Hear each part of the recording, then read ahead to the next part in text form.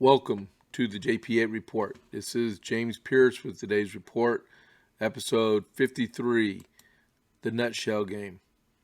So I want to thank y'all for tuning in and viewing the episode. It's been a few days. I've been busy. Got new business cards made with the JP8 Report. But it's basically the same thing. If you're viewing this, you already know how to get here. So this is try to get new subscribers. Remember, if you're watching, you're not a member, please subscribe on Rumble and YouTube and Podbean. And just remember, just be advised, if you try to do through Rumble, which is my primary, to subscribe. If you don't have a Rumble account, you have to subscribe to Rumble. It's totally free. And just remember, if you have a YouTube account, if you have a Gmail account, you automatically have a YouTube account. So that's why you have to subscribe to Rumble, so you can actually get so you can actually follow people. And just saying. Okay, so on Rumble you have Dan Bongino, Ben Shapiro, Charlie Cook, Mark Levin, Sean Hannity, President Trump. He's on there. So just think, you have a whole multitude of people you can subscribe to. You can make videos, you can monetize and stuff like that.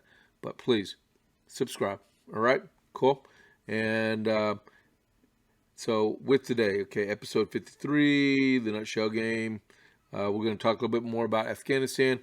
I was at the Central Texas State Fair this weekend and ran into a guy named Military Mike. He makes hats, and this was the last one he had in his inventory at the state fair. Make sure I got it on right. And I bought it. Okay. And I bought a weapons case for my AR-15 too. So spread a little bit of money around. He's out of Abilene, Texas. He travels around to arts and crafts and state fairs and festivals. So if you're in the Central Texas area, look for Military Mike. He has a whole slew of flags and weapons cases and ball caps, a whole inventory of ball caps. So give him some of your money if you ever see him, okay? So, Nutshell Game. So where I got with the Nutshell Game is with Afghanistan, okay? So we've been out as of the 30th of August. It's now September 7th. So we've been out for a little bit over a week, or withdrawals / surrender, if that's what you want to call it. But the president in July promised we would not leave any Americans or SIVs behind. And for all it's worth, they're saying about 100 to 200 left behind. That's what the State Department said. But you know what the president was saying? We were going to get everybody out. So I don't understand why they're making those revelations to the American public, which they deceived, because they had no intention of getting the Americans out at all. They just don't care. What they want to do is capitulate and try to use, to my view, is the war is over for them. Okay, they're thinking they'll be able to do another peace dividend as Clinton did in the 1990s, and take money out of the defense budget and put it towards social programs. That's probably what their realization is, what their end goal is. So be prepared. But at the same time, you have hundreds, if not thousands, of dual citizens and primary Americans that are still behind enemy lines in Afghanistan. Plus SIVs, translators, doctors, MI type people, everyone that helped us over the course of 20 years are trying to get out of that country. Either they're going to fly out of Kabul, in which we just turned our back on them, not the soldiers. It was the politicians that in the State Department that wouldn't allow Americans to get out of there. They put such strict rules of engagement on our soldiers and Marines that were at the perimeter that wouldn't allow the Americans to go out and get the other Americans and bring them inside the perimeter.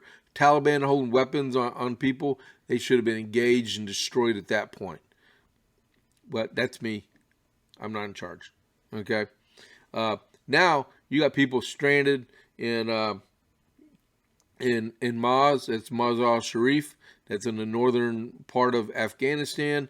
This morning, like I said, this is September 7th. There was Cody Miller. He was a spec ops type guy. He's running for Congress. He had a plane ready to land to come across Tajikistan to pick up some Americans. Okay, so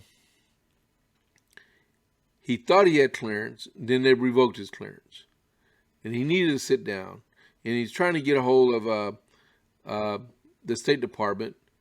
And the State Department said, you land that plane, we're going to seize the pilot's license. So he'll never be able to fly again.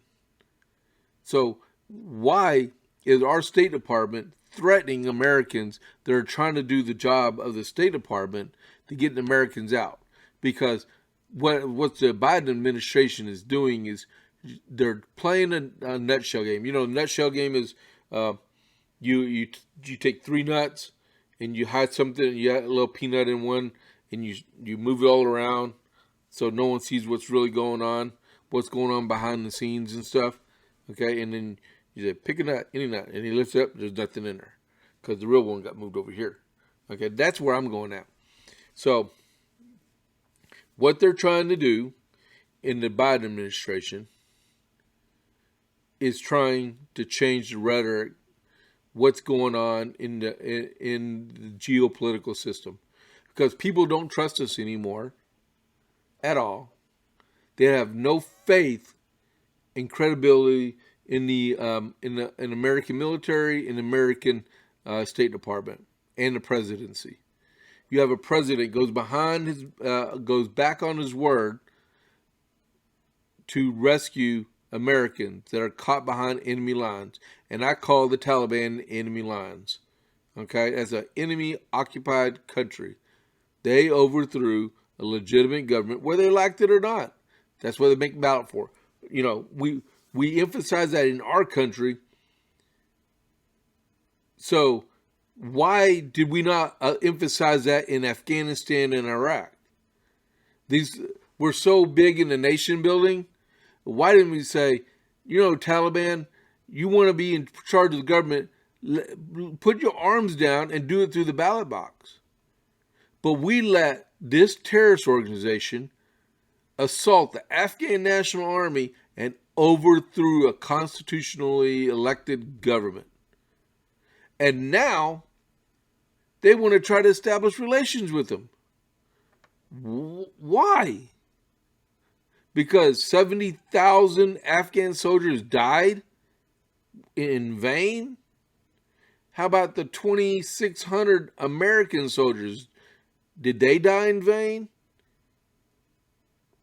That we could just turn our backs on the sacrifices of all those men and women and countless civilians that the Afghans and the ISIS and the Haqqanis blew up and massacred over the last 20 years with no regard to civilization and the civilized rule of law and humanity. They don't care. You know what the Taliban is interested in? They're not interested in their religion. They may think they are, but I guarantee the underlining goal of them is all the opium, the billions of dollars of opium that's grown in Afghanistan every single year. It's like $18 billion they get from harvesting opium. And we did our best to destroy it while we were there. But they keep growing it. They grew it in rebel occupied areas, and they sell it. You know where that opium comes to? It goes to the United States. So now we're funding terrorist organizations with drug money. You talk about down there on the southern border where no one knows what's going on anymore because everything's focused on Afghanistan, and they're trying to hide that so they can focus on the infrastructure agreements that they're trying to push through, which is going to cost us close to $5 billion. They don't want people to know the real deal. This is crazy. You know, they're playing a game with the American public. Why are we having to have veterans that are members of spec op units that are going behind the lines to bring Americans out, whether on foot, on motor, or by aircraft? We know aircraft ain't happening, but we got people that are trekking through the Khyber Pass or through what do you call it, Tajikistan or Kazakhstan, trying. They're not going to Pakistan. Yeah, they're trying to get into Pakistan, but they're definitely not going west in Iran. But why are our civilians, regardless if they're veterans or not, they're still civilians, putting their lives on the line to rescue people that our military should have been allowed to go in and rescue and bring them home. But we're not. We didn't. We didn't at all, and it's uncalled for. So, I don't know. I'm on a roll right now. I got to check something out here. Just a second. So, give me a second here, okay? Just a second. Someone just sent me a text message.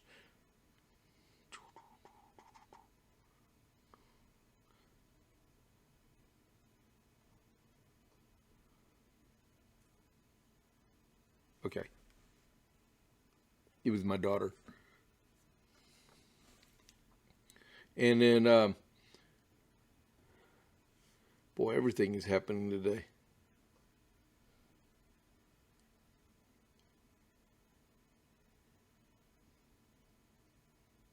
Okay. Well, sorry about that, guys. And then the president won't answer any type of questions concerning Afghanistan. He turns his back on the American public. He checks his watch. Okay. He carries note cards in his pocket on who he can trust to talk to or not. That he doesn't want no hard questions at all that are being asked toward him, or he just ignores them, or his lady that, time to go, people, let's move it, let's move it, let's move it. No, the president should be held accountable, just like Vice President Harris should be held accountable, Nancy Pelosi should be held accountable, Chuck Schumer, Kevin McCarthy, Mitch McConnell. That is their responsibility to be able to be held accountable for their votes and their steerage toward policy. Okay, we cannot forget. But the president should be doing news conferences with the American public to explain his positions on his future after Afghanistan, his actions during Afghanistan.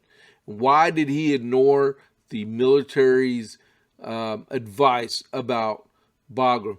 Did they actually give him the proper military advice? Or why didn't they stand their ground and insist, like, hey, instead of saying, yes, sir, yes, sir, maybe it's time to fall on their swords and say, if you don't accept my advice, I'm retiring. That's the way it should have been. We got people here and there that think they just want to do the military for a career and move on from there. Okay? But it's our duty to do the right thing, okay? To save American lives. We just had 13 Americans die about 2 weeks ago because we have a president that was indecisive, or he was too decisive, but made the wrong decisions. Okay? He needs proper leadership, or if he can't remember, he needs to go. I mean, I'm all riled up right now. I'm losing what I really want to be saying and stuff. But if the man doesn't want to answer questions, he needs to resign. He won't be impeached. You can try all you want. Even if we take the House of Representatives next November, we don't have the Senate. We don't have 2/3 of the Senate to vote in the affirmative to remove him from office. And right now, there are not enough Democrats that would convict him. You can do the 25th Amendment on him. You can try that. But how many of his cabinet are going to actually sit there and say he's incompetent? Well, if you didn't know, if the vice president becomes the acting president because of the 25th Amendment, that is only good for 30 days. And then they got to re-vote on it again for another 30 days. And after that, it's got to go before the House of Representatives for action.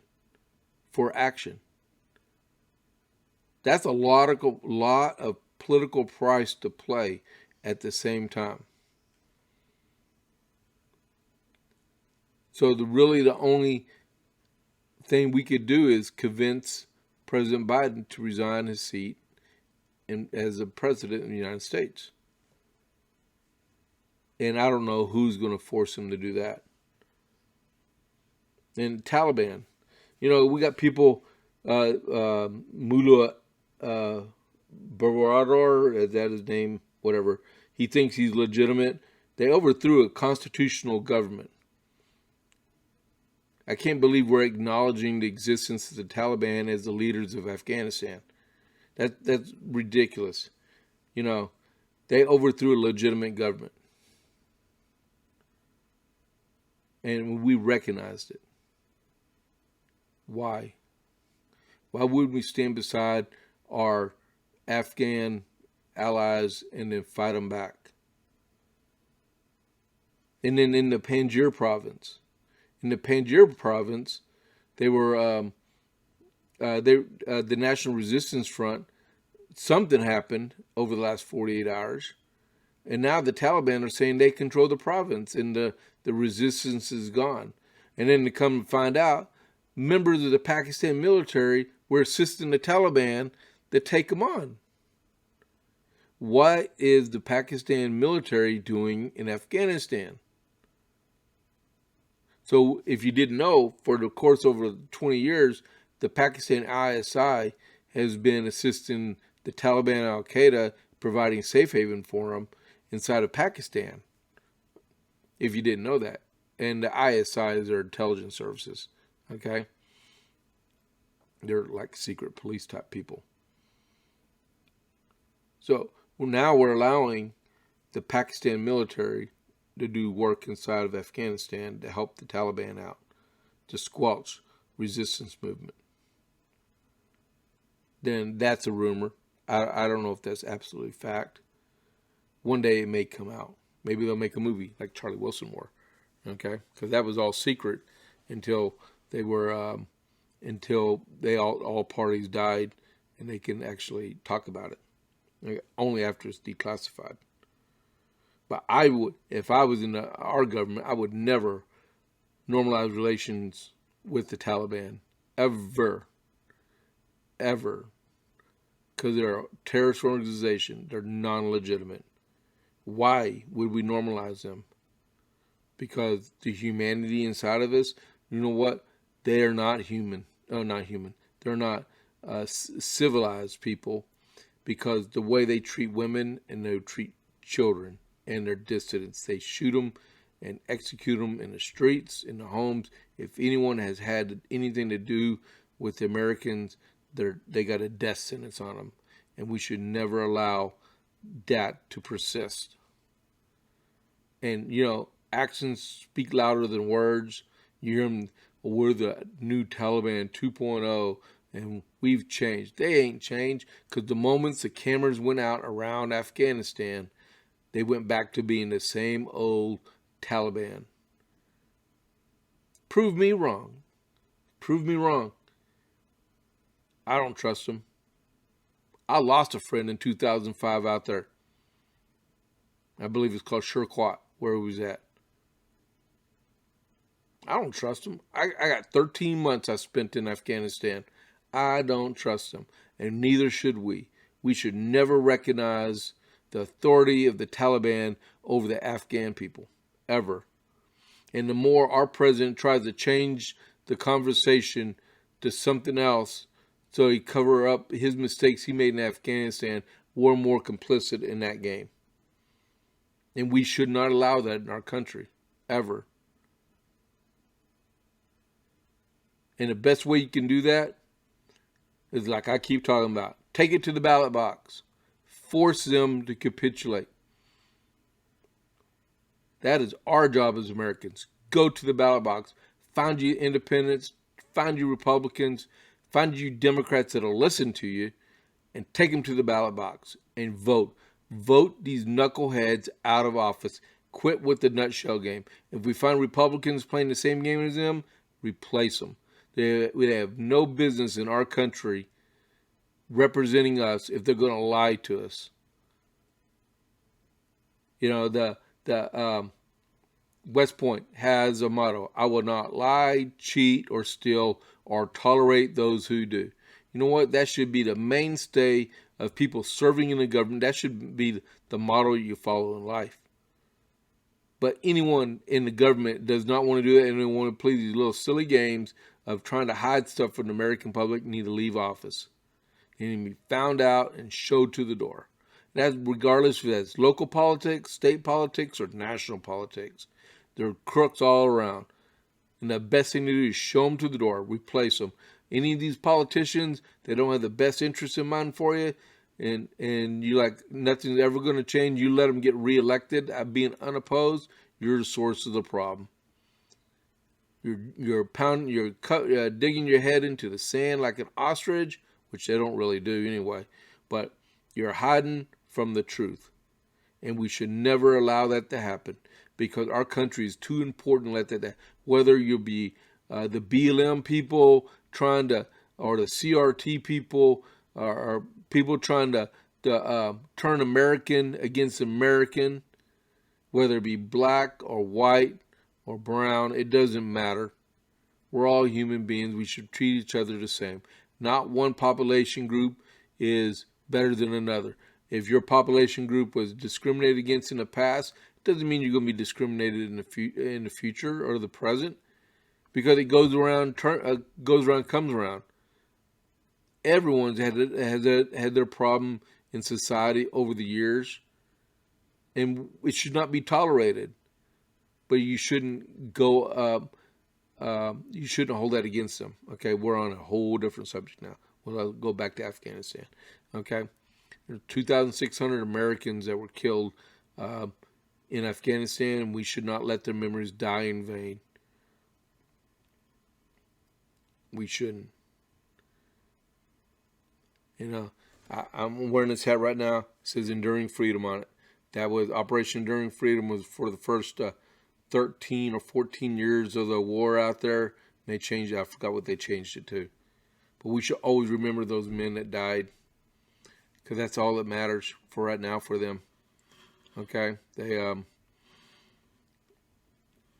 a lot, you know, if you, like the saying goes, if you see a vet, thank them for your freedom.